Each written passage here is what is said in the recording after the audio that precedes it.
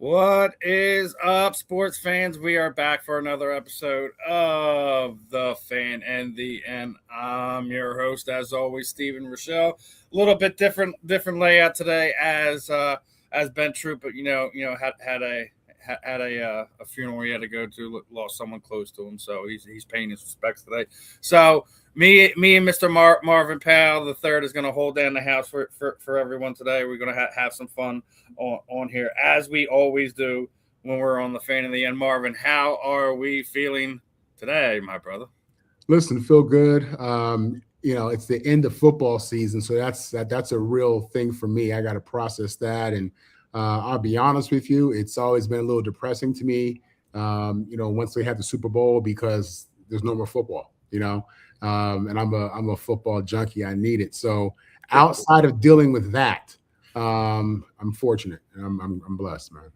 Yeah, it's always rough at this time of year, but it's the thing about football, man. It's technically never an off season. There's always something to talk about, Yeah, regardless if you're Eagles fan, if you're a Giants fan, if you're a Jets fan, if you're a Cowboys fan, if you're a Raider. There's always something to talk about. So yeah, no, it's definitely become 24/7, 365, which I love, obviously. But I like watching them boys get low. You know what I'm saying? I like watching live football and seeing them boys get out there and compete. So yeah, man. Now I got to switch gears, go to basketball, which is cool. It's just cool. uh, Eddie's just letting you know he's preparing for his personal Christmas. The I like that, Eddie. I like that. Hey, if you need a spot in your fantasy league, let me know. NFL. Always love Eddie chiming in, but before we get too deep into this episode is brought to you by Fight Wax. Fight Wax is the ultimate skin defense for your athletes and your person with an active lifestyle. Helps treat cuts, swelling, scrapes, abrasion, rejuvenates and restores stretched skin. Customers have used for soreness, stiffness recovery, designed to help athletes in all active lifestyles. Provides an ultra non-silky, non-greasy feel. Deep hydration helps skin care, helps fight dry skin. Customers use for eczema, psoriasis, and other skin disorders. Again, guys, the Fight Wax soap is coming. They got stuff for your pets, man. Their site officially launched, so you got our code. Use that code South15FW when you check out. Show us some love. Show the guys at Fight Wax some love, and it's gonna be another fun partnership that we're working with. And that being said, is anyone who places an order this month. When I was at Knucklemainia this weekend, I got some just a few signatures, from some of the fighters. So what I'll probably be doing is I'll be sending Lincoln a little care package. I'm going to send them, some of the stuff that we already have, the signed books, cards, things of that nature. But also got this glove. So what we'll probably do is anyone who uses the code and spends over $50-$60 or whatever will be kind of entered into a pool, and at the end of the month we'll send an additional care package out. So guys, please make sure you're heading over there and check and Fight Wax out. And as we're talking about Knucklemainia, the funny, I got that one glove, but I ran into another one of my sponsor friends, and he's over from HKA USA. He's a gear company, and we got two signed gloves from a whole bunch of the guys on the card. Some of the guys that weren't on the card, some of the champions that were there. Bretton Hart, Kai Stewart, stuff like that. So we got some fun stuff working with. Keep an eye out for HKA USA. We're going to be getting ready to do some type of either a sponsorship partnership type deal we're going to work out over the next month.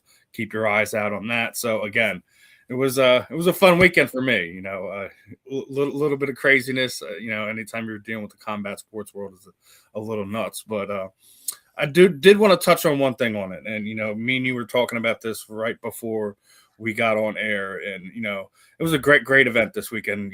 Had crazy nonsense in the stands. Eddie Alvarez and Platinum Mike Perry got into it ringside. There was fights in the stands. The fights on the in this, in that venue where was some were good, some were bad, some were great, and but the one thing that kind of stuck out for me, and I actually wrote an article, sent it to Scott and Kane, hopefully it'll be out in the next day or so, that Andrei Arlovsky, who's been, is a name synonymous with combat sports. He's fought in Fedor Emelianenko. He's fought in the UFC. He's fought in ONE FC. He's fought for, PFL MMA / World Series of Fighting. He's fought for, he's now a 3-sport world champion. Combat Sambo champion, UFC champion, and now bare knuckle champion. And the funny thing about this past weekend was when he won his title, it was literally 21 years and 2 days from the day that he became a UFC champion. He's now 47 years old. So 21 years to the day, basically, he wins his third championship. And me and you were talking about it off air. He's also a 3-time cancer survivor, beat cancer in 2010, 2012, and this past year, 2025, I had another bout with cancer, having, cancer removed from his kidneys and 28 lymph nodes or something like that. So he's a walking Disney story, a Disney movie, Hallmark movie, however you might have it. Somebody's got to get rights to his biopic sooner or later, because his moniker, the Pitbull, the only reason he does it, he's a dog lover. So obviously don't put him in the room with Michael Vick. I'll just say that. I don't think that would be a wise decision, but he's a very rare human being, and talked about it in ring at about people fighting for cancer. Just keep on fighting. Don't quit. Life is beautiful. And then there was a moment when they were doing the post-fight presser, and a couple of the guys were asking him about it, where I think it just hit him, like what he had accomplished, what he had gone through, and he just started breaking down a little bit, put the microphone down, took a second to kind of compose himself, and then continue with the question. But it just goes to show you, it doesn't matter how big, how strong you are. Just sometimes the being in the moment, you don't even realize it till everything starts slowing down, and just like, wow, I just accomplished that. I just did that. Wow. So Andrei Arlovsky, hats off to him. 47 years old, beating Ben Rothwell for the third time in his career on the biggest stage via knockout in Philadelphia, in front of a new record for the Xfinity Center, Wells Fargo Center for combat sports. Over 18,200 fans in there. It was an electric environment. Obviously, I know you're not the biggest combat sports buff or anything like that. But, obviously, you can identify with the medical stuff that he was going through, being as your wife was just kind of going through stuff like that. It's kind of why I wanted to kind of bring that up with you today. But, yeah, no, definitely, man. This is not even a sports story. This is a life story. This is something that anybody around the world could appreciate and understand, because cancer has impacted either you directly or someone that you know and love, no doubt about it. So just what a story of perseverance, mental fortitude, toughness, resiliency, like true heart. Everybody talks about having to come from the bottom and having to be gritty, man. But this guy really lived it, multiple times. And cancer is something has been so devastating to so many people. When you hear a story like this, and not only did he beat cancer, but this guy, this is what he's done professionally, with all of that. And it's remarkable. It really is. And, these are the stories that I'm happy to hear coming out of the sports world, where you have so many negative headlines with athletes, that I think are unnecessary sometimes, but that's another story. What a great story. And you're right. This is a Disney movie. This is teaching people, teaching kids, teaching everybody to fight on, to continue, to battle, to not give up. And it's a reminder that, these outcomes come true, positive outcomes, outcomes that, you think are just, Hail Mary type of stuff. They happen. It happens, man, but you got to believe. And I love the story. You're right. I'm not really caught up on all the fighting and stuff like that. But I can definitely I definitely understand the story. It resonates with me, and I just think it's a great story of a guy who's really a champion on levels that go beyond sports.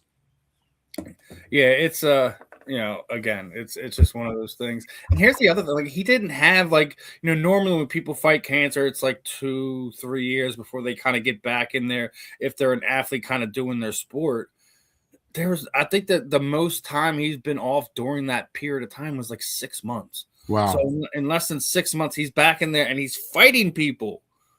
Yeah, He's had, I'm pretty sure he had 2 to 3 fights over that period of time. So not only was he battling cancer, beating cancer, he was still being super active in his given profession. So again, man, just no quitting that man. Hats off to him. Hats off to Dave Feldman. Some of the announcements they made were actually really cool at the event. They're going to be doing a BKFC. It's like they're going to be doing a cruise in 2027 where they're going to have fans kind of have a chance to book book a cruise with the athletes. That's going to go from Florida to the Bahamas, and they're going to have when they get to the Bahamas, they're going to have an actual fight there. Right. So that's actually pretty cool. And then they announced kind of more or less their own version of the Ultimate Fighter, so to speak. They announced that BKFC Fight Club that's going to be done here in Philadelphia at the famed 2300, the arena, the famous ECW arena. And they're going to be doing a 2 different weight class tournament with eight guys on it. They're going to do a one round 2-minute fight. Winner moves on, loser goes home or goes back into the pool. When they're fighting for $100,000 contract, these guys are going to either be debuting for BKFC or only have one fight. And the last kicker to it is no one's going to know who they're fighting until they're walking out to the ring. Wow. So no time to prep, no time to it's basically like, you're just gonna have to trust your skills and leave it all out. And the other thing is just you only have one round. You have 2 minutes. You have 2 minutes. Wow. Yeah, that's different, man. Like I told you off camera, those are different caliber men. You know what I mean? Them dudes is built different, and I love it, man. I love it. Again, you see the sport growing, man. I promise you, as I go through all my channels, I'm seeing bare knuckle. I'm seeing, this stuff coming up more and more and more, man. So there's definitely a desire from fans out there. There are people out there who love this, and sounds like somebody's gonna have a good time on this cruise. Yeah, it's gonna be. Yeah, like I said, it's they made some fun announcements. So hats off to BKFC employees, Dave Feldman, the fighters. I think it was a great night, and they made some fun announcements. We're gonna see what some of the future holds for some of these guys who they get matched up with next. But it was definitely a fun one. And speaking of fun, man, I definitely got to get into it with you. Super Bowl Sunday just passed. So yeah, how happy are you for your boy now? Listen, my Jets were out of it, my Saints were out of it. So then it just came down to the fact that Sam Darnold is the first USC Trojan to ever start in a Super Bowl at quarterback. And with that said, that's all I needed. So, yeah, my man Sam came through, played aggressive out the gate. I loved it. He played with no fear. And, Seattle just jumped on them Patriots, boy. It was they had no answers for Seattle at all. But I was so happy for Sam, so happy for the Trojan family. It's a big deal to us. We pride ourselves, on our program and on our Trojans, the pros who were Trojans and who were NFL Trojan. And Sam, Sam played great, man. He did. He played good enough to win. Made some plays. Didn't have any turnovers. I mean, he represented well, and he gave Seattle. He put them in a great position to go out there and win that game. So yeah, man, super happy. Super proud of him. Excited for him in regards to what's going to come next. Because obviously, you win the Super Bowl as a quarterback, you're going to probably get a pay raise. So I'm happy for him on that front. Want to see if he's going to stay in Seattle. I know he's under contract. I'm sure he will. But yeah, big day for that region. Big day for the Seattle Seahawks. Big day for the Trojan family. Huge day for Sam Darnold, who I was hoping would get MVP, but Kenneth Walker went out there and ran for almost 200 yards. So, yeah.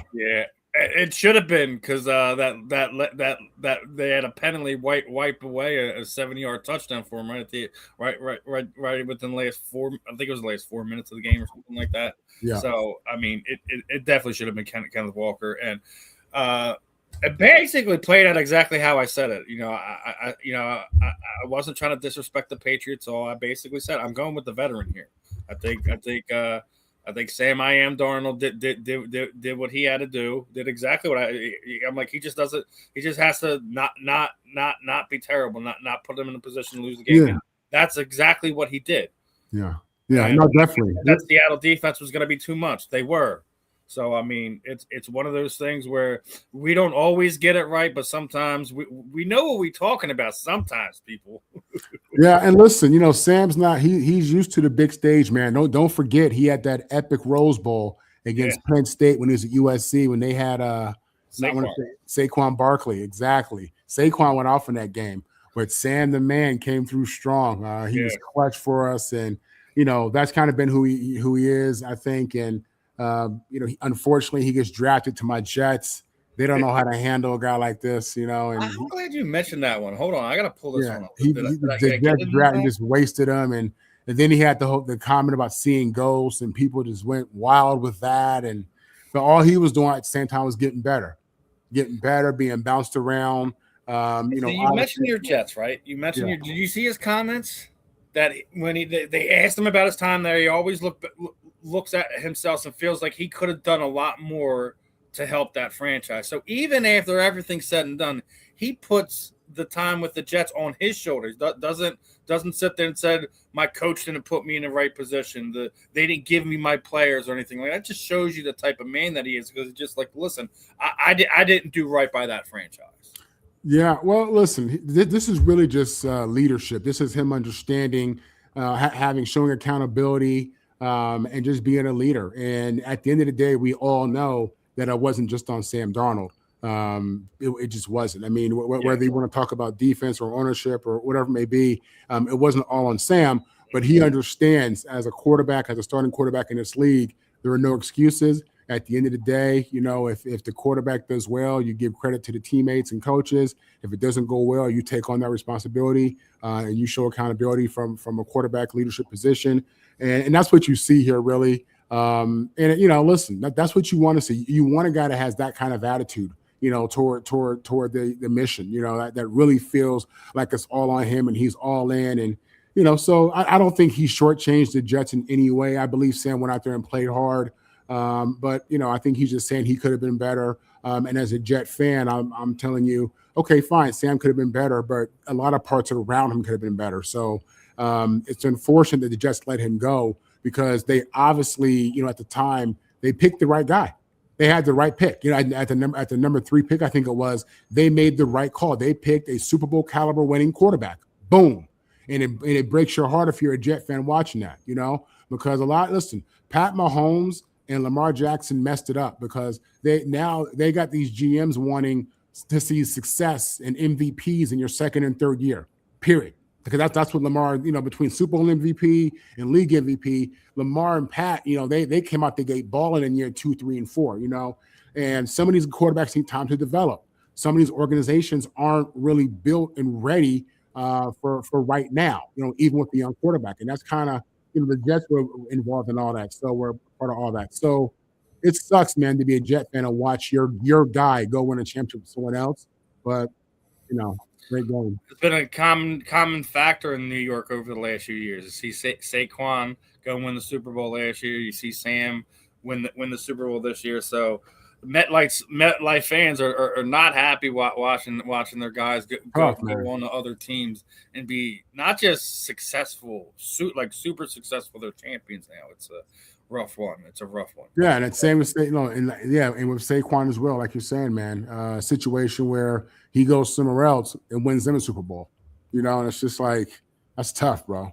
Yeah, that's tough, It is. And we were just talking about about raises. Definitely Seattle's definitely going to have to throw some money Sam Darnold's way. I don't know if you've seen this. I don't know if you heard of this. Is kind of the topic I wanted to kind of go over today. But Sam Darnold, his bonus for winning the Super Bowl, 178K. Problem is the athlete tax for the state of California charged him $249,000 to play in it. So, in all intents and purposes, Sam Darnold lost $71,000 by having to play a Super Bowl in the state of California. Let's also wrap our head around this one. Where's the Super Bowl played next year, ladies and gentlemen? Oh, that's right, in the state of California again. So, you're an NFLPA rep. Would you sit there and say, like, listen, until California gets this thing figured out, we can't have players losing money going to go play a Super Bowl. We can't. Right. Yeah. I'm the secretary for the Atlanta chapter of the NFLPA. I am. Let me give our viewers some context here. So what you probably don't realize, and I didn't realize this either, my rookie year, I'm playing for the New Orleans Saints in 1999. And when tax season came around, I realized that I got to pay tax in every state where we played an NFL game. That's how it goes for these players. They have to pay taxes for every game they play.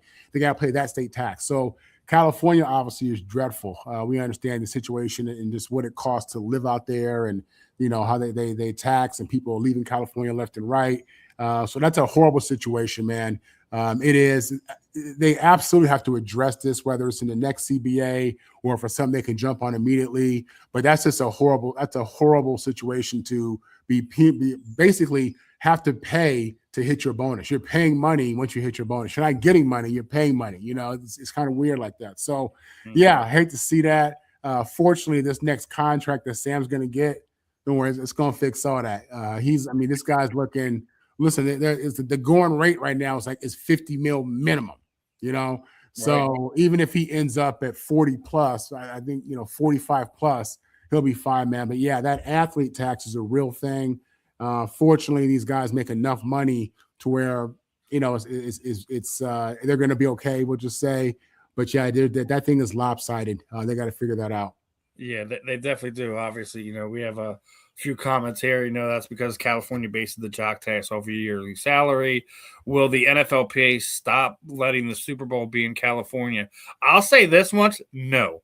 Considering the next one is going to be in California, I think what they'll probably do is something along the lines of, like, Marvin is sitting there and say, like, since this is becoming a real public thing for the NFL, obviously with Sam Darnold having to lose $71K playing in the Super Bowl, that moving forward, they're probably going to stay away from California until this thing kind of next season. After next season, probably I think they'll stay away until something's done. But this comment's great. When people are leaving California faster than the GM of Michigan, that says a lot. Yeah, listen, they're making so much money at these Super Bowls, whether it's in California, wherever. I don't see them getting away from that, but I do see this being brought up and discussed again in the next collective bargaining agreement, or even sooner, because it doesn't make sense. You want these guys to benefit and to be rewarded for hitting bonuses and just being outstanding in what they do. I'm going to take another part of this, right? So we're talking about the pros. All right. So how many big colleges are out there in California? So if you have guys, getting money like we do with in college football now, are they having to pay taxes playing college football? They do. Yeah. That's something that's been brought up. You live in California and you pay California taxes, period. So they're also taking NIL money from these kids too. These kids are signing NIL deals and making money off their name, image, and likeness. Yes. And being taxed. Yeah, of course. They're being taxed. It is what it is. Welcome to the adult world. You know what I'm saying? So Sam going to get his, and in certain states, he going to get a little bit more, But it's the trade-off, though. It's the trade-off. You get to live in California. It's beautiful out there, man. It's beautiful in a lot of places. I know that, but man, from someone who's from there, lived there a lot, and seen all the different parts of Southern California, it's beautiful, man. Only thing that compares is Miami, paradise. South Florida. Yeah, well, I think that's where most players are going to want to kind of wind up going when they see this. Like, I think that's going to be a lot of problems for these California teams. Obviously, you can pay them. See, we talking about USC has the number one recruiting class in 2026. I'm glad you brought up your USC. Number one recruiting class. I did see something I wanted to kind of get your thoughts on. We were just talking about, your number one recruit here, right? Yeah, Luke Wayfield. Yeah. So how excited are you for this young man? Yeah, Luke Wayfield. This guy was the number one player in New Jersey. And then after his most recent All-Star performance in the All-Star game, I think it was the Navy All-American game, he was elevated to the number one player in the country overall for 2026. He is an elite pass rusher, powerful, great bend, great feet.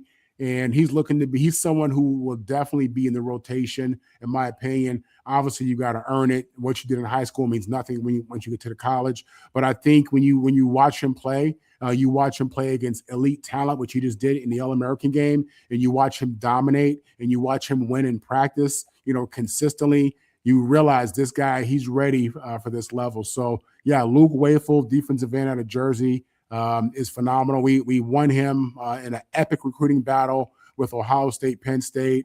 And, he went back and forth, but ultimately he decided to come to USC. He left high school early. He's already at USC now. He skipped the last semester of his senior year. He's at USC lifting weights. He's in classes. He's in the program, and they've already gotten started with him. So definitely excited to see Luke Wayfield get out there. We need pressure off the end. He's a guy who I absolutely believe will be in the rotation, as I said. And this is one of many phenomenal pieces that we have in this 2026 number one recruiting class. But he's probably the gem or in that class of 3 or 4 that I'd call gems in that number one class. And, we still got Kneecap and Motor Cities letting us know where these taxes aren't at. Florida, Texas, Washington State, DC. Florida and Tennessee have no state income tax. So, yeah. We already knew, like, for a lot of these guys, when they get their big contracts, they'd rather be in a place like Florida. So. We've already heard that now. Like, it's becoming more prevalent when you just see, the quarterback of the Super Bowl winning team having to pay, more than his bonus that he received for the game is. Hey, listen, a lot of great things about California, a lot of things that they got wrong and they have to get better at. So, yeah, it doesn't make any sense. We're human. We don't got it perfect, but yeah, California needs to fix that ASAP. Yeah. But, we're talking about money, right? I don't know if you've seen this one, right? Rutgers have lost $500 million since joining the Big Ten. 500. How do you lose that much money? I don't know either. And be that bad of a program. Yeah, I think what it comes down to is I think the way that the Big Ten is paying these teams is in tiers. So all the teams aren't making the same amount of money from the TV contracts and those deals. And Rutgers is probably either not getting money or getting a very low amount of money when you look at the financial split. And I think that's probably what that is. In addition to that, Rutgers is not a football school, I would say. I think they have talent in that area. I think they have NFL players, but you don't consider them to be a football school. So I don't know that they are a brand that's big enough to make money like a USC or a Michigan or a Texas or a Notre Dame. So but yeah, they're part of the Big Ten contract probably hasn't kicked in, and that's where that's probably coming from. They're not getting paid yet. Some of these schools, when they agreed to join the conference, if they were a lower tier school, then they agreed to not get any money from TV contract for a certain period of years or to get a low amount. And I think that's what we're talking about. So ND State paid NCAA $5 million to transfer to D1 and another $12.5 to join. Trust me, that's an investment. That's an investment. They know that they know what they're doing. They're looking to move up. They're looking to get some of this real TV contract money. North Dakota State is a proud football program. They are a very real football program and respected. I mean, they've been the champion. They've been what Alabama, Nick Saban have been to their level of football. So no, man, listen, they want to move up. They see all the money being made. Forget Rutgers. They feel like they can get paid. So yeah, that they're investing in their financial future for football and sports. Smart. Yeah, that could be also, but you can make more. Yeah, that's another possibility there. But now with back to the NFL real fast. So we have 5 active quarterbacks that are Super Bowl winners, right? If you had to say, let's just say for argument's sake, the Eagles, Chiefs, Seahawks, Rams, and Aaron Rodgers is still with the Steelers, and none of these guys win Super Bowls. Who would you bet on right now? No free agency, no draft, that has an opportunity to win their first Super Bowl next season. Outside of that group? Outside, no repeats. So take away the Chiefs, take away the Eagles, take away Seattle, take away the Rams. I would probably I would have to say it comes down to Lamar or Josh. That's what I'll be betting on. And if I had to pick one first, I would probably go with Lamar. Yeah, better team around him. I'm sorry, it's nothing against the Bills. It's nothing against Josh Allen. I agree with you there. I think he has the better team around him. Yeah, for sure. Especially if Derrick Henry comes back, and which I believe he is. I haven't heard anything other than that. I think he's a big part of that. But yeah, I think Lamar Jackson absolutely would be the guy outside of that list. Listen, he's dynamic. He's amazing. The truth is, in these playoff games in which they've lost, he's played great in a lot of these games. It was one of his teammates dropping the ball or making a bad play with the ball. Lamar was outstanding, even in that Pittsburgh game that they lost at the end of the season. I mean, this guy was lights out. He shows up, but the pieces are there. I think they have, everything they need offensively. I think their defense has to get healthy so they can get back on their foot. I believe they had a ton of injuries this year, if I recall. So yeah, Lamar is, to me, and for as much as I love Josh Allen, I mean, I think Lamar, a lot of people favor Josh. I think Lamar is different, man. I do. I think he's different. And I'm looking forward to seeing what he does this coming year. Yeah, I'm looking forward to it too. You guys still got Dan Campbell as your quarterback. Stop it with if Detroit fixes the O-line. If they figure out how to get through a season being moderately healthy, we can have this conversation. It has nothing to do with the offensive line. I don't know what it is that Detroit pissed off the NFL gods, because just it don't work in Detroit for whatever reason. Every time there's a star there, they wind up going somewhere else or retiring just because it's that bad there. So Eddie likes Josh Allen, which is no, I get it, dude. Listen, Josh is a beast. This is no shade. Yeah, I'm not. I mean, you're asking me to split hairs here. Josh is the man, and I really appreciate his game. He was a guy that really won me over, because when he got drafted, the big talk around him was, he's not accurate. And my thing is, how in the hell are you going to make it in the NFL if they're already saying you're not accurate? But he got better. He evolved, man. He coaching. I mean, he really evolved, and I see him put his team on his back sometimes, man. And he is clutch, man. I love me some Josh Allen. I do. I respect the way he plays the game. He reminds me of a guy who could have played in any era. He throws his body in there. He reminds me of is someone who played for Buffalo. If you put his mentality in Josh's body, that's who it is. Reminds me of Doug Flutie, man.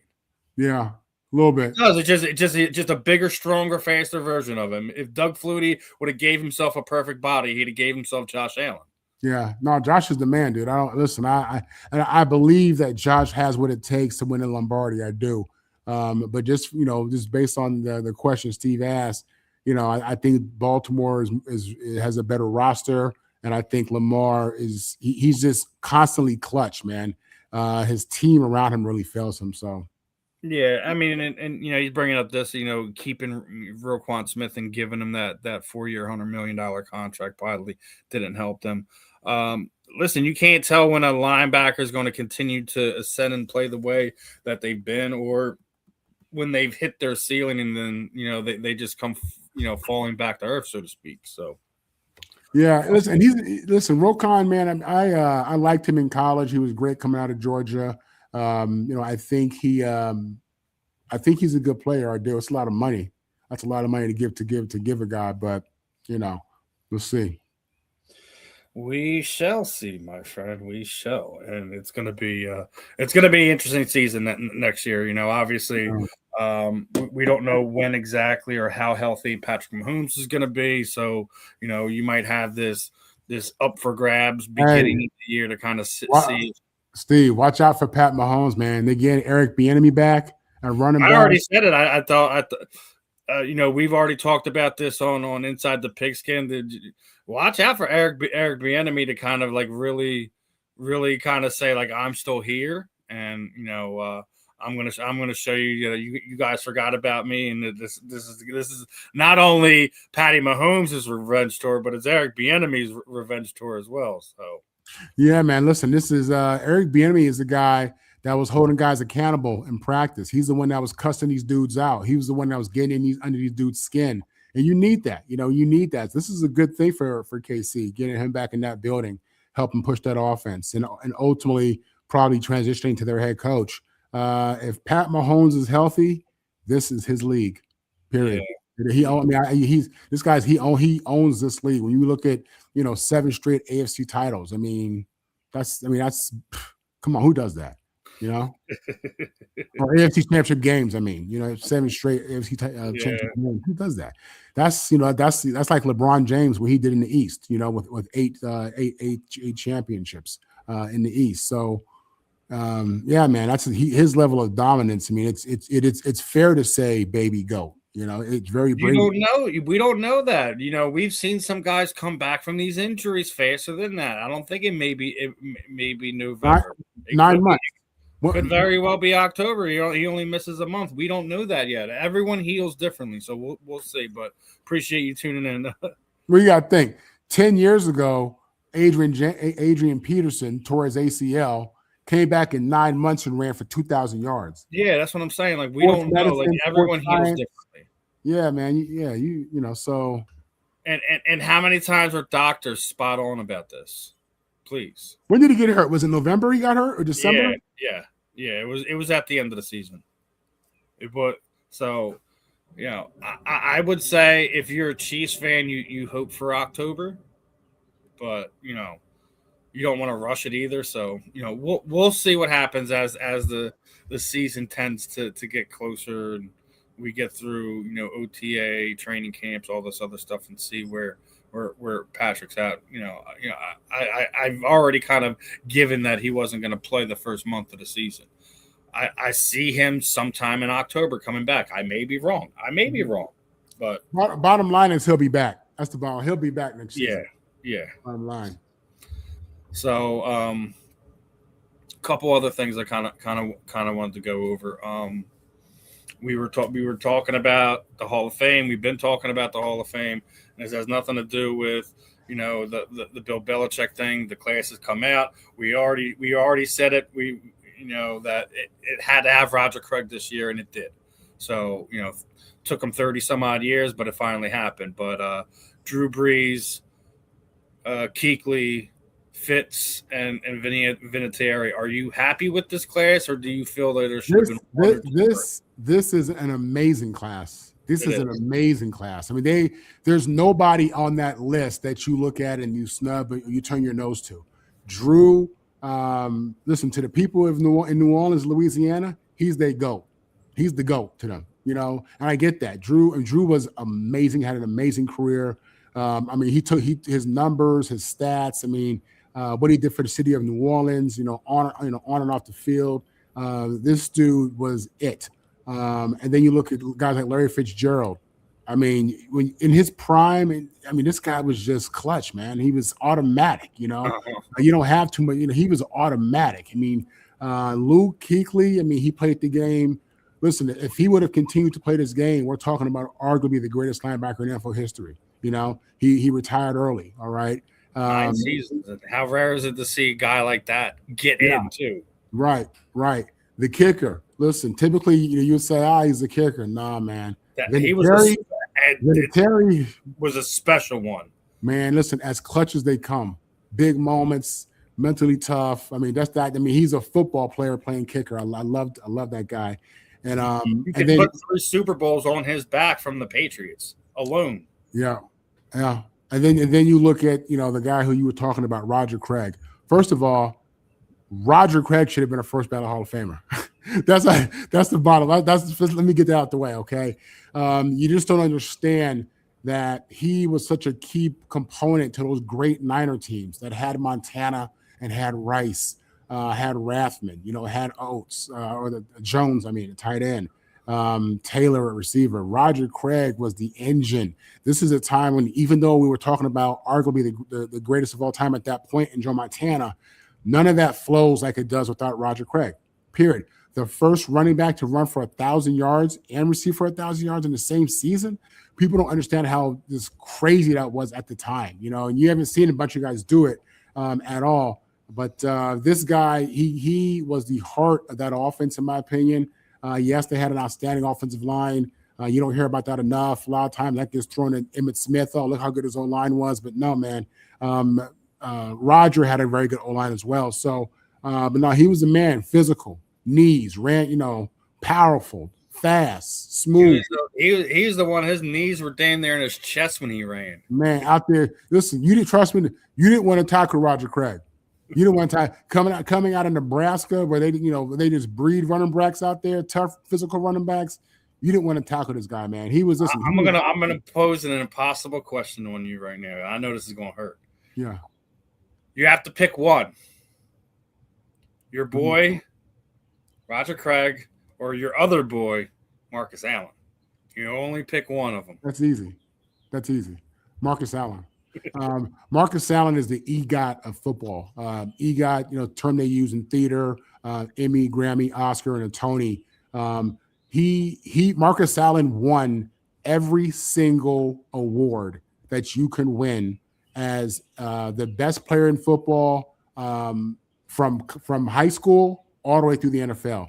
He was state player of the year. He won the Heisman, the Maxwell, Doak, NFL Rookie of the Year, Offensive Player of the Year, Super Bowl MVP, Super Bowl champion, league MVP. He led the league in rushes. I mean, this guy, he was phenomenal. I mean, and I'm not, obviously, how I feel about Roger Craig, as I just broke him down too, but Marcus is in an elite category of athletes, period.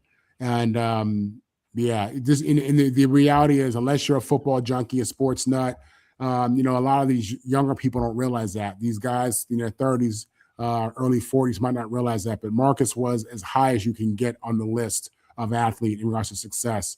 But with that said, Roger Craig was the truth. I would take Marcus Allen any day, all day. Yeah. Now, we got a couple more football topics before I kind of change gears here real fast. Now, obviously, just talking about the Hall of Fame.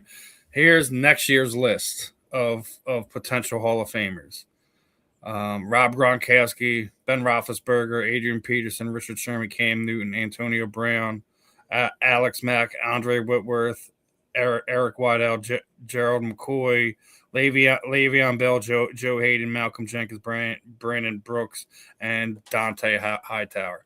I'll say, if any one of these guys do you feel that are first ballot Hall of Famers, I basically just said it's the first three.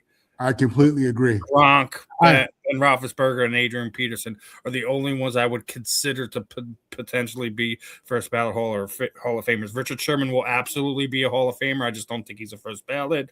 And I'll also go as far as saying I think both Brandon Brooks and Malcolm Jenkins should be in at some point in time, but I don't think they'll be in within the first handful of years, but they will eventually get in.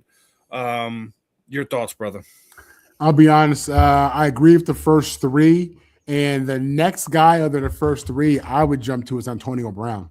Listen, I know he's a nut. I know the drama and this and that, but people, let's not forget. They did the TO, brother. You think they're going to really they may wait until he's a senior member. Well, I think TO did that to himself, but and Antonio's no better in many ways, but just going off of taking morality out of it, taking emotion out of it, and just looking at what they did in the field.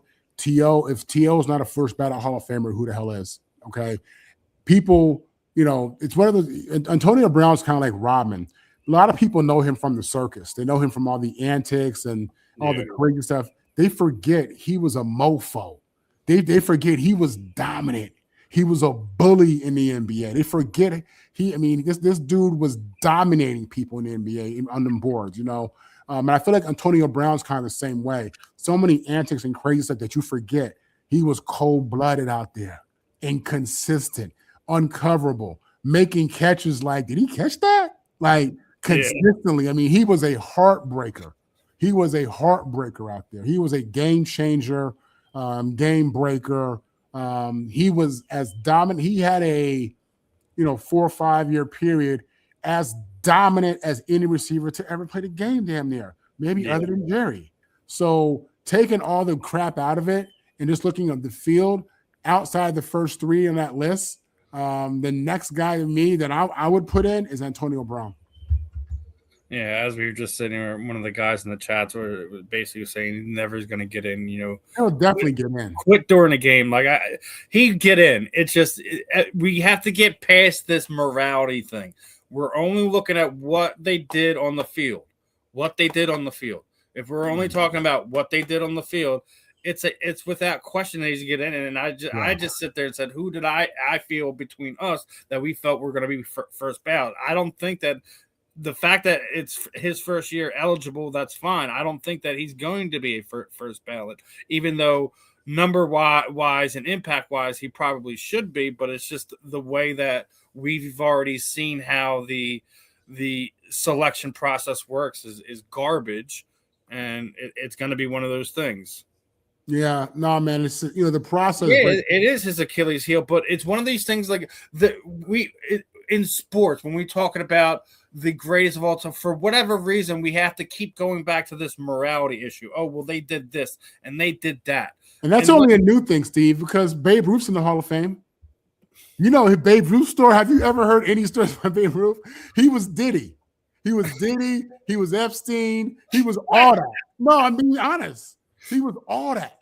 But there was no cameras. It was a different age of media. That's what I'm saying. What are we talking about? You know what I'm saying? He was, and I ain't got no beef with Babe. He should be in the Hall of Fame. Not just what about who was a real Ty Cobb?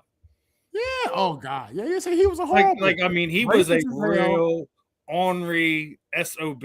From what I've heard. So it's like we hold these guys that they need to have statues built. No, we have to recognize that they were great. They were amazing. They were Hall of Fame players. So. I think this whole morality clause that we as voters, as people, who talk about, listen, put that aside. Unless they unless it was like one of these Chris Benoit situations where he murders her family and kills himself. Those are the only things that I would sit there and say that could kind of disclude you from these type of conversations. So it may be his Achilles heel. We've already discussed that we kind of feel that all of the sports, not just football, not just baseball, need to kind of revamp how they go about the selection process for their giving Hall of Fame voting ballots, however you want to kind of word that. So we'll see how that all plays out over the next few years. We'll see. Yeah, no, man. Listen, Eddie's comment to him: a Hall of Famer needs 7+ years of Hall of Fame type season, unless the person's career is cut short by injuries. That's where you go with it. That's where you listen. I don't know if it needs to be 7. I'm not one of those guys that said we need this amount of consistency out of this player to say the Hall of Fame. I think the other thing is how they changed the game, how the game changed to deal with who they were as a player, as a person. I think if you affect the game in that way where they're changing the way the game is played around you, that you need to take that into consideration. So yeah, no, absolutely right. I think it's tough to put a number of years on that. I think it's about greatness, man, your level of greatness and impact and dominance and again, how did you impact and change the game? So, with that said, I think Antonio Brown absolutely needs to be in the Hall of Fame. There's no way you have a Hall of I Fame. don't think you give the players a piece of the voting action. I think they should have the majority's share of the. Do I think writers should have a share? Absolutely. Uno. I think there should be a particular person of media that consistently rotates. That not every year that it's not the same guy from your sports writers guild or however you want to do it. They do have a vote, but it shouldn't be the lion's share's voice. Also, the NFL. I said it again. I think they should also have a revolving door of alumni, Hall of Famers, etc., to also vote as well. Like where we don't have these situations where you have a 102-year-old Bill Polian, still salty and ornery, finding ways to keep guys out. I think there should be a revolving door, so there's no way that you can partner in with these people. So we're going to keep this guy out. That's not a thing. You have to find a way to keep it real, to keep it legit, to not sit there and be the, as of right now, the NFL has been getting made fun of at least for the last 2.5 weeks. I mean, we're talking about that. Let's talk about the Pro Bowl, because that's an absolute joke. The viewership was down 60%. I wonder why. The Pro Bowl means nothing anymore. It's a flag football game. Steve, man, listen, when I was a kid, I used to love the Pro Bowl. Because it was a real game. Right. People don't understand. It was a real game. The players played hard. And it wasn't just a game itself, dude.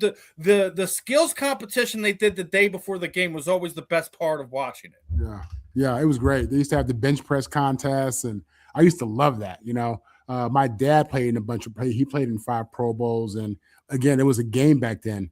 Now, now it's, then it evolved to just powder puff and pushing around. And then once Drew Brees got hurt, the game really changed. Once he got hurt in the Pro Bowl, you saw the guys play much differently at that point, to be honest with you. So it's unfortunate, man, what it's come down to. I think the fact that we have more information now about concussions, and we realize the body can only take so many hits, you have to ask yourself, is it smart to have the game? I'm going to continue to say it, Marvin. Make it the Hall of Fame game. Make the Pro Bowl the Hall of Fame game. Because then you have today's stars meeting yesteryear's superstars, Hall of Famers, etc., and have it freaking mean something.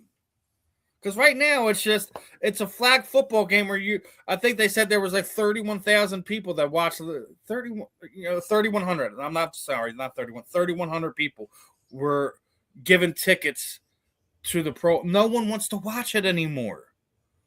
The only way you change it is you give the players you do it at the beginning of the season, not the end of the season, where playoffs take guys out of it, injuries takes guys out of it, that you have a better chance of who is actually voted in to actually play in said game, where you don't have Jalen Hurts as the 5th alternate playing in a Pro Bowl game. It's ridiculous. There's no way the 5th alternate should play. Or on the other side of the ball, Shedeur Sanders, who has no business to be in any Pro Bowl game, let alone Rookie of the Year conversation, to play in that game. It's ridiculous. It's a pageantry show. It means nothing.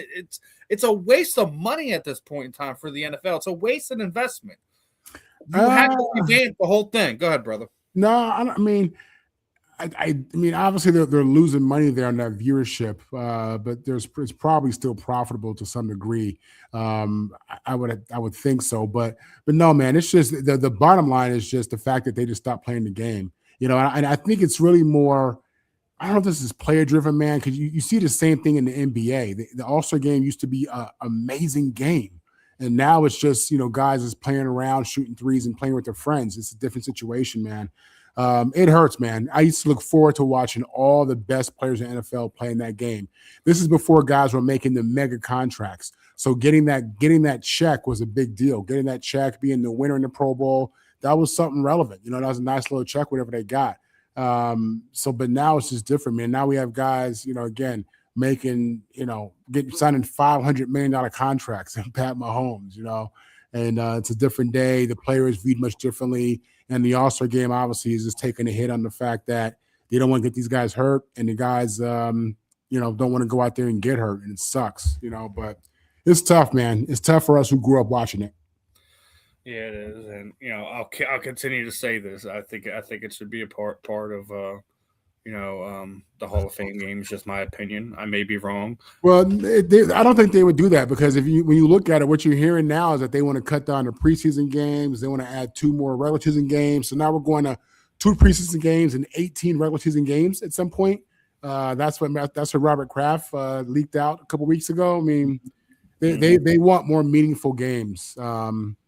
And I don't think the players are really excited about playing in these games, especially this new era of players who didn't grow up watching the Pro Bowl being played. So yeah, it's sad. It might definitely be going away. It might just be an achievement you get, and just no one ever plays in the actual game. And if that's the case, then the Pro Bowl should go away altogether, and we should only just be doing voting for who's the All Pros. So yeah. But speaking of sad things, I don't know if you've seen this. This is I think it's at least a week old or so. But the FBI has opened an investigation into Colts owner Jim Irsay's death, saying that they don't feel it's accidental, and they're gonna be going after somebody really soon as far as that goes. And man, that is such when you hear that, you don't know what to think. I mean, you think did somebody kill him? Because I think medical malpractice was the first thing I think of. Oh, okay. That's what I think of at first. It's kind of like, all right, what happened with Hulk Hogan? That's what's going on now, right? Like, it was not super surprising he died with all the surgeries and stuff like he had like that. But from what you're hearing after the fact that there was some medical malpractice going on, I think this might be a similar type situation where he was having medical issues and et cetera. There may be some type of doctor error or given wrong medication, too much medication, et cetera, that kind of led to Jim's passing. I don't think there's, he wasn't murdered or anything like that. It's just okay. Because again, when you have a headline like that, so many things run through your mind. Exactly. I thought you were trying to say like one of his kids off them for the money or somebody in the family. No, I'm serious. That's right. I know. I watched a lot of Netflix, so I get this was in my mind, and I'm thinking someone must have offed them so they can get their inheritance early. Again, I watched a lot of Netflix, so no, man, you don't know how to take that. I never even thought of medical malpractice being it, but one thing we don't ever consider: doctors mess up all the time.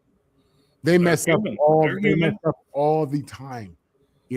Whether in different areas they mess up all the time, and we think because they have these white coats and because they graduated from medical school. And I'm gonna tell you this much: we were just talking about fighter, right? I just interviewed Jessica Borga. She fought in October in New Jersey, and she had a fractured orbital bone. She's having surgery again in 2 weeks to fix the plates that are or in fact holding her eye in place, because one of them's pinching an optical nerve. Whenever she looks up, her vision is doubled and blurry. Wow. So it's like we talk about doctors, they're human, they make mistakes, something happens, you don't realize this moves, this shifts, whatever. Like, it's not to sit there and say that doctor is this evil negligent person and they did this. No, there are human things happen, but this is why doctors have insurance too. Yep, 100%. Yeah, it's unfortunate, man. I hate it for the kids. I think it's hard to go through the healing process when these kind of headlines and realities pop up. So, I just thoughts and prayers to his kids and his family, those who are impacted by this. Yeah, I do. Especially, obviously, his daughter's been in the limelight this year as being someone there on the sideline, being a absolutely 100%, both fisted into the muck with her team. It's something exciting to see. And then you see something like this, you can only imagine how it affects the collective of what their family dynamic is. So, right. Yeah. Or what happened with Matthew Perry? I don't know, man. Matthew Perry made some suggestions that if anything happened to him, it wasn't by medical malpractice, that somebody was coming to get him. So we don't know, and I'd like to reserve my assumptions until I have all the facts that can be presented to me before I do those things. But now, Steve, Matthew Perry, that's the guy from Friends, right? Yes. Have you ever watched Friends before?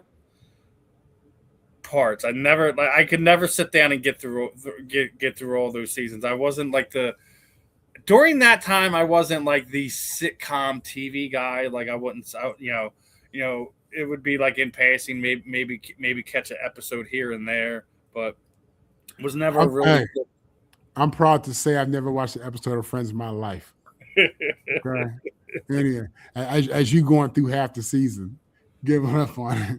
It's all good. Hey, listen, listen. There's some shows I don't watch. There's some I do. Like some people are Yellowstone fans. Some people, they like Landman, or you follow everyone has their own, I guess, cup of tea when it comes to watching TV programs. So it's you take it for what it is, and you do what you got to do. But moving on, last week we were talking about Lindsey Vonn. Now, obviously, I know by this time you know what happened, right? So she goes on her first run, and it didn't end well for Lindsey. Obviously, she's a warrior. We were just talking about the combat sports athlete. She wanted to go out on her shield, and she did. First run did not go the way she wanted it to. She had a fall, injured herself even more, but she basically said there's no other way she would have rather gone out. What are your thoughts on this? Because I know a lot of people are kind of basically well, she was making a selfish choice, this, that, and everyone has their opinion on it.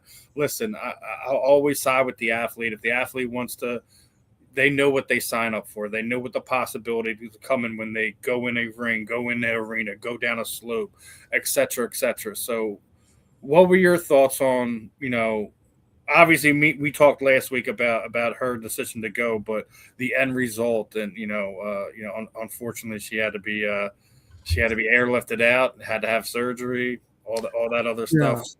If you notice, the overwhelming majority of the people who criticize and naysayers and she shouldn't have done this, none of that, most of these people are the 99%. Meaning they've never tried to do anything elite. They've never tried to get to the top of the industry. They're genuinely at their core not competitors. You know what I'm saying? Because anybody who's a real competitor, anybody who really has fight in them, and their life resume says they have fight in them. Anyone who's ever competed at the highest level of any aspect of their industry would tell her to go for it. Would tell her to do it, and no one's criticizing the fact that she went for it and it just didn't work out. That's part of it, you know what I mean? But you don't, like Michael Jordan said, when you think about shooting the ball, he doesn't think about missing the shot.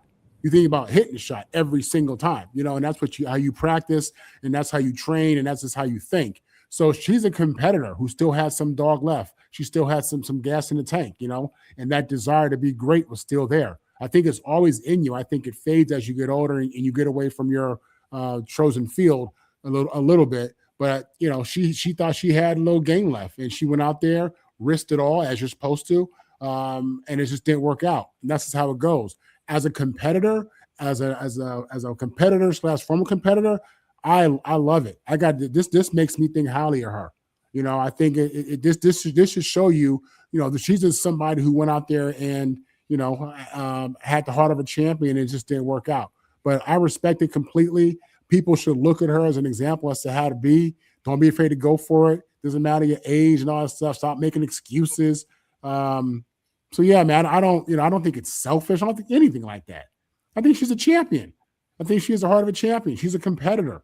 It's a lot of times you don't know how to turn that off. We've seen that before, right? Yeah, so, you have some athletes just have that unstoppable will. Like it doesn't matter if it's going to hurt them, hinder them, whatever. All they have in sight is the goal that's at the end of the tunnel that they've set for themselves.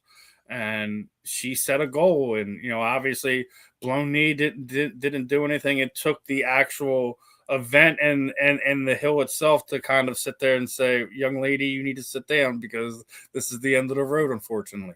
Some again, some athletes want to go out on their shield. Some of them have to be told to step away. Lindsey wanted to do it on her terms, and again, I don't pretend that I'm this athlete or I'm an expert on anything. Again, I'm with you. It gives me more respect for her because it sucks, having to go out like that in front of all your friends, hundreds of thousands of watchers, viewers, millions of viewers, whatever.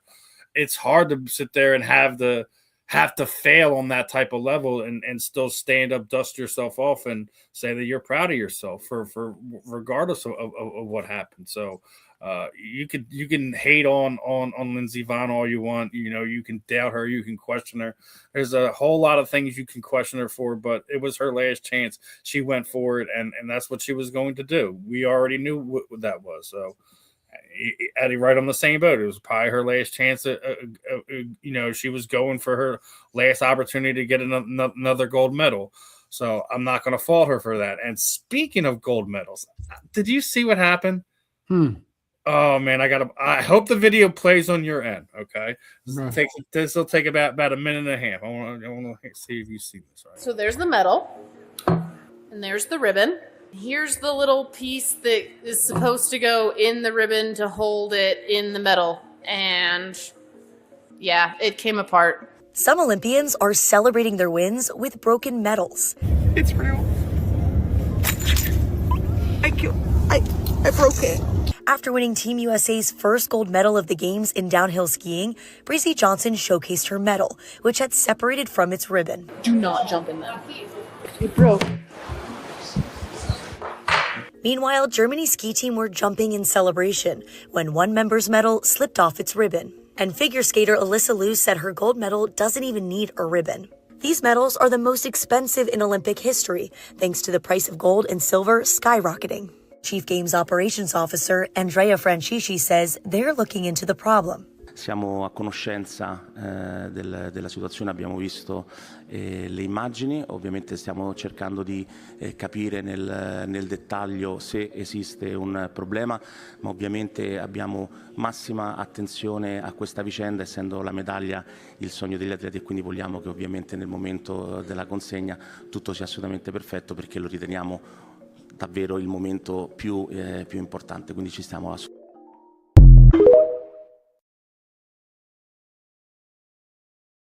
So you heard that this time? Yeah.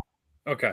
So basically, we have the most expensive gold and silver medals in the Olympic game histories, and they can't even keep them on the ribbon. Yeah, it's such a horrible look, for such an epic moment, such an accomplishment, such a high level of achievement, and the whole medal situation is huge. So it's sad, man. I hate it. It's they'll get it worked out, but obviously, yeah. But it's like if you're one of those competing, like I'm beyond furious. I'm like, wait, I sacrificed 4 years of my life training, doing this to hone my skills at this sport, and you can't even give me a medal that stays on the ribbon. Yeah. Like what happened to making the medal so the ribbon just slips around and the ribbon's fastened and sewn back up? Like yeah, no, it's kind of weird. It's just weird that's something that they couldn't get right, the ribbon and the medal. So like I said, it's just a bad look considering what that look is. And you point, you laugh, you move on, but at the same time, it's like, man, how have the mighty have fallen, so to speak, right? Yeah. Now I want to know, where was that made? I hope it's not made in the USA. That better be made in China. Eddie got it right. Made by a cheap company. Yeah, that's probably what happened, Eddie. I'm not gonna sugarcoat it or try to paint the Olympics in a certain light. And while we're talking about the Olympics, I gotta talk about this stupid snowboarding kid, right? I don't know if you've seen it, but no. he made some comments. Basically, they were asking him about representing his country. He's like, it doesn't matter what's going on in my country right now. I'm here representing my friends, my family, etc., etc. And nobody was happy with his opinion. Obviously, Trump had something to say about this. Regardless, Trump, his word salad is never anything I want to talk to. But Jake Paul had something to say. I don't always jump on Jake for some, but one of his girlfriend is an Olympic speed skater. She won gold, right? And his message basically just told him to shut the bleep up for all true Americans. If you want to represent this, if you don't want to rep this country, then go elsewhere. And he also made a statement after the fact, basically. This is like him double down on it. There's so much great about America, but there are always things that could be better. One of the amazing things that makes this country so amazing that we have the right of freedom to point that out. The best part of the Olympics is it brings people together, and so many of us are divided. We need more than ever. Cannot wait to represent Team USA when he competes. Thanks everyone for the support. Well, you can't sit there and say that you're only representing your friends and your family. Then you want to sit there and say, how great of a country we have. Look, we're all entitled to our opinions, right? But if you feel that type of way, either one, keep that in between your ears, keep it between yourself. When you go and do the Olympics, there's two things. Yes, you're representing yourself, but you're also representing your country, which a lot of people would die for that opportunity to represent their country against people who are representing their country. That's what makes the Olympics so great, regardless if we're talking about summer games, winter games, whatever. If you feel like you don't want to represent your, then don't go. But even if, like I said, if you feel that, don't say that to the media. Now you make yourself the center of attention instead of your fellow skiers, your fellow bobsledders, hockey team, whatever. Now you're the center of attention, and we have to deal with this nonsense. Yeah, I hear you. I feel differently. I look at it like, we have a president who uses no filter with what he gives to the media, what he puts on social media, and no apologies for it either. And I think for many people, it's hurtful, it's embarrassing. And I think what the kid basically is saying is, yeah, I'm American, but don't look at me as if I'm an American supporting everything that our American president is putting out there, because I don't. And I think different people heard different things. When you heard what he said, Steve, your first thought was he shouldn't be saying that. When I heard what he said, I was happy he was saying that. I didn't take that as him being anti-American. I didn't take that as anything hate. I think he's just embarrassed by our current leadership and how our leadership is expressing themselves. And it's become polarizing. Everybody in the world is aware that he depicted, Barack Obama and his wife as monkeys and baboons, which historically is known to be just plain out racist, and a very ugly thing. And then everything that's happening with ICE, a lot of people don't agree with that. So, yeah, I've always been in favor of athletes using their platform to speak their truth. I believe in freedom of speech. I do. I didn't, and I like the kid's follow up. I mean, I hate that he definitely got backlash from MAGA and many other people. But I'm okay with athletes expressing themselves, speaking their truth. It is a lot of people, and actually, I think most people are okay with it as long as what's being said, even if it's profound, is in alignment with what they think. We pick and choose what we think should and shouldn't be said based upon our own personal beliefs. You know what I'm saying? Yeah, I recognize it all, man. I see it all. And it's all good. I ain't got no problems with what he said. I got major issues with how our leader communicates and what he communicates and how people just, are passive about that. Because to me, it's just blatantly goes against everything that is America. But yeah, this is the times we live in, baby. It's what it is. Yeah. Hey, listen, I'm not a supporter of Orange. I don't even call him by his name because I really don't care for Trump one way or another. So it's not like I'm not Mr. Political either. But like it's one of these things where I think one of those things is you either proud of your country or you're not. If you're competing, listen, make it about what you're competing about. If you're using it as a political standpoint, I just can't get behind that. Really, Steve, all he said is my family is super dysfunctional, like super dysfunctional. That's all he said. Did he say he doesn't love them? Did he say he ain't down? No, think about that. Did he say he ain't down for them? Did he say he wouldn't fight and kill for this family? He just said that they're super dysfunctional, dude. You know, and don't look at my crazy cousin and my uncle and think, you know, that's me. You know, that's my people, kinda. But you know what I'm saying? Like, I'm serious. That's all he said is his family. I got you. I got you. I got you. I think most Americans, most people can understand that. Now we got two dysfunctional topics that we're going to get to right here, right? So again, you know, we defend our family at all costs, right? Somebody you know insults our kids, insults our wife, insults our mama. There's going to be repercussions, right? Mm-hmm. Did you hear about the Penn State hockey player? No. So he basically goes out to this bar, right? He's at his bar with his mom, and someone basically had called his mother the W word, right? You know what I'm saying? Yes. So so Gavin basically turns around and, you know, hits homeboy with a 1-2, puts him down, winds up getting arrested for it, right?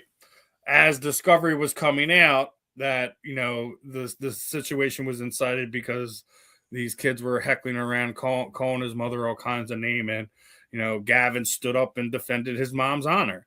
Well, as of last week, the district attorney had dropped all charges against him, and you know, let the litigation kind of come to an end. Listen, if I'm at a place with my mom and you start hurling obscenities at her, best believe you're going to get your chicklets checked. It's going to happen. It's going to happen. I'm sorry. Yeah. No, I guess, you know, Steve, in these small towns where there's smoke, there's fire. First question you got to ask: is she a W?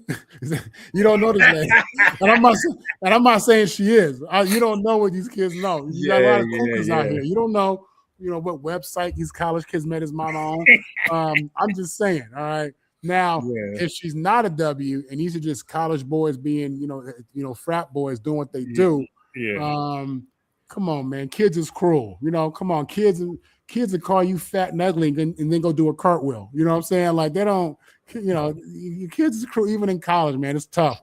It would be hard to sit there and let somebody, you know, abuse your mother, have, you know, say horrible things to your mother. I don't knock this young man for handling business at all. You know, I don't knock him at all. I'm happy that the DA dropped the charges on that situation. Doesn't mean that these kids aren't going to file civil suits against them. We know how this game works. We know how this game works. Yeah. Everybody wants to get paid. I get it. But no, I don't knock the kid. You know, I don't know if there's a deeper story that we don't know about. There's always something that we don't know about. Let's be honest. I'm saying you got to ask the questions. You got to ask the questions, Steve. You know, sir. It's fair. It's fair. It's fair. That's right. I've seen too many crazy things. Grew up watching Maury Povich, man. You know, come on, man. I've seen too many crazy things. Listen, yeah, we grew up on Maury Povich. Yeah. You don't know what that was. You don't know what my mama. Hey, was the mama fine? I mean, these things matter. You know what I'm saying? That's probably what it was, man. He was probably jelly that he wanted some mommy. And he in college. His mama what, about 40? Hey, man, 40, you still got it, baby. You know what I'm saying? That's right. So, yeah. And speaking of litigations, I don't know if you've seen, but that Lions fan is pressing charges on DK Metcalf. There is going to be a civil suit being put up against the Detroit Lions, the NFL, and the Pittsburgh Steelers organization. He's suing them for defamation. Yeah, DK shouldn't have done that. Obviously, at the same time, I don't know what was said. DK said it was some racial slurs out there. You know. He's still sticking to that. He called him his government name. Listen, I don't believe it. I'm sorry. Until I hear exact audio of it coming out, I don't believe it. If that's the standard, then nobody's going to be guilty in these situations. And that's tough. But at the end of the day, I'd still say, no matter what he was called, DK should not have put his hands on this dude. You know what I'm saying? Like, that's just not how you handle it. In that situation, in a professional environment, which the stadium is supposed to be. Tell security get him tossed. Exactly. That's it. That's it. Get him tossed, get him banned. You know, but you know, listen, at the end of the day, you know, you got a lot of black men, a lot of people different ethnic backgrounds that have been subjected to a lot of horrible things. And so everybody, listen, he's a human being. You can call him a professional, you can call him an NFL player, but you call somebody a certain name, certain word, you dealing with human beings. Humans get emotional. DK got emotional. You know what I'm saying? So it's a tough situation. You hate to see it. DK going to end up writing that check, though. Unfortunately, that's what it's going to cost them. But you know what it is? You got good problems when you can write that check and keep it moving. Because he's going to be able to keep it moving. You know what I mean? So yeah.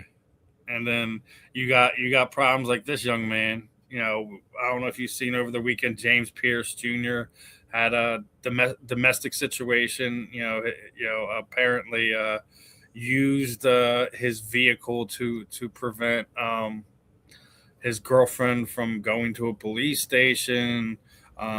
His legal team basically comes out, you know, that Mr. Pierce remains his innocence and urges the public to understand that while allegations have power to shape the narrative, that it's hardly the full, complete story, which is something we were just talking about. We, you know, everything that is kind of put out there isn't always true, but you know, he was arrested. You know, another bad look for the Atlanta Falcons organization, as you know, he was having some issues with his girlfriend there, and you know, it spilled out of the home, went into the streets, and police had to be involved. It's not a good situation, and sometimes, man, whatever it is, you just got to let it run its course, man. You can't be jumping in your vehicle chasing your girlfriend around the city, man. That's not a good look. Man, listen, I was watching one of these ID channel documentaries, and they were interviewing a prisoner,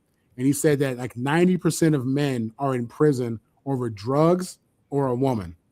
You know what I'm saying? When I was a freshman at USC, Keith Burns I was a DB my first half of freshman year, and he used to say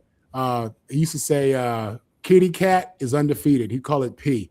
You know the rest of it. He said it's undefeated. When you're young and just immature, I mean, so this guy obviously is in a relationship with somebody, and it got emotional and crazy like it does for a lot of young people. Unfortunately, this is something that occurs too much. Yeah, it is a negative headline for the NFL. They don't need more of this. The reality is, in big picture, the NFL, I think, has a great record with their players in regards to crime and criminal activity, stuff like that. But everything that happens, no matter who you are, it's on ESPN. You can be the third string punter. It's on ESPN. It blows up, you know, as if you're, you know, so it's a bad look, man. I'm certain that this young man will learn from this, get past this. But yeah, man, these relationships, man, these dudes, and we've all been there. We've all been young and in love. We've all had moments, maybe not like this, but we've all had moments where we reacted in a way that we're probably not proud of. You know? I can relate because I had this situation. I was dating this girl and was barely in my 20s, man. You know, moved out of mom's house, was staying with her, and it was getting toxic, man. And I knew it was getting toxic. And I'm trying to leave, right? And she just wasn't letting me leave, right? You know, this woman threw herself down the steps. Because I wanted to leave. Next thing you know, cops called, click, I'm in jail. I'm like, I didn't touch her. So it's like, yeah, like we're like, listen, you're right. Like it's over a woman or it's over drugs, man. You know, we need to find our way to not be in these situations. Thankfully, when it came to me, I spent my 72 hours in the dunk tank, so to speak. Got out, went to court. Had everything pled out and taken care of. Didn't have to do any community service or anything, and then just we had to stay away from each other, which she didn't do. I was being stalked for the next 5 years of my life. So wow. Yeah, hey, listen, we should everybody. It goes back. We should have known from Adam and Eve. Yeah, right. It's like those red flags are there, but it's like, damn, she does this really, really well. So I mean, I'm gonna let that slide for right now. You can't let it slide, fellas. As soon as you see the red flags, run. Yeah, but then then she does that thing. She does that one trick again. And now you're back. She does that one thing that you like. Don't ever go back for closure either, because you know what's going to happen. You go back for closure. Yeah. Yeah. Man. But pitchers and catchers reported yesterday. Baseball will be back in a matter of a few weeks. Are you excited for this baseball season? I'm excited to baseball again. I'm a football guy, so heavy. I I know, like but baseball. I like this baseball. I is like giving the something to Yankees. fill your time with, so Yeah, you're yeah. not so bored. Growing up in LA and New York, I definitely like the Yankees and the Dodgers. Obviously, I'm excited about what's happening with the Dodgers right now. And Ohtani, I mean, that's just such an amazing time to be alive. To be able to watch a player of his caliber who is in the Babe Ruth conversation, to be alive for that is something special. So, yeah, I am excited about it and looking forward to seeing some big primetime games with the Dodgers and ultimately just looking to see, what they do in September, October, Dodgers and Yankees. So, yeah, I'm excited. Obviously, no more football. So this is when I get into the other sports a little bit. Baseball will be one of those. Baseball being one of those. Last week it was we were on, and it was the last day of the trade deadline. I'm official. Daryl Morey is the worst GM in Philadelphia. I'm going to stick to that. The fact that you trade your first round draft pick last year for more picks to make a trade, and then you don't make a trade, is clearly to say that I'm trying to get under the luxury tax, and I don't want my fan base to know it. I think it'd be interesting to see how the rest of the basketball season plays out. I think the East is wide open. Mm-hmm. I don't see anyone. I don't think Minnesota is going to stop OKC out there in the West. I think they have a real chance to be, the first back-to-back champs of the 2020s. Yeah. To be honest with you, yeah. They got real team, real culture. Their superstar is a great guy, great team guy, no ego, healthy ego, I should say. They are built with all the things that you need to be a champion, to be a repeat champion. You listen to their players, interviews, and again, and it's team. They're talking heavy team, So yeah, man. I'm a Laker fan, right? So I'm a LeBron fan as well. So I'm hoping that they can make a run, something can get figured out. I think they got players, but when they're all healthy, I think they're okay. But man, OKC is the truth, bro. They just stole Jared McCann for us for a late first round draft pick and a third, or no, 2 2s. I'm sorry, it's in 2 2s. Yeah. So you added another wing that could put the bucket in the net. He was just getting healthy too. So I think you have to take a real look at to see. I don't think anyone's really going to challenge OKC. It may be their year again. I don't know if your Lakers can do it. Minnesota couldn't do it last year. I doubt they're going to be able to do it this year. I haven't seen them gotten any better, at least in my opinion. I don't see them very often, so I can't sit there and say one way or another. But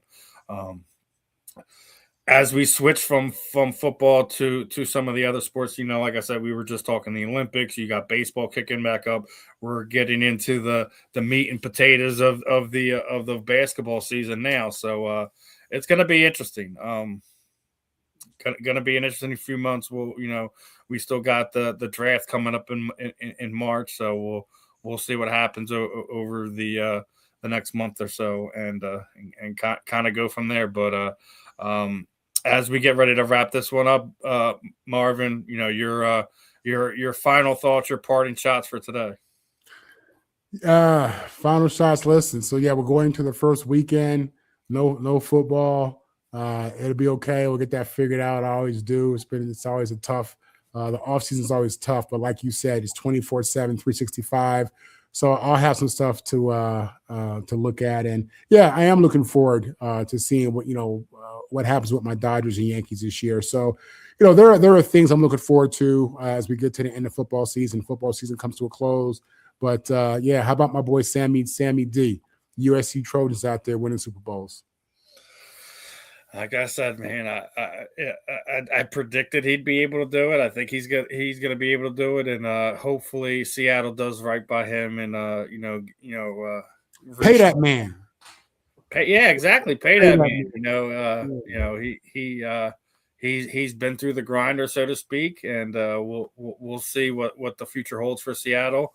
that defense ain't going anywhere anytime soon. So, No, also while we're on, a big shout out to D-Law, man.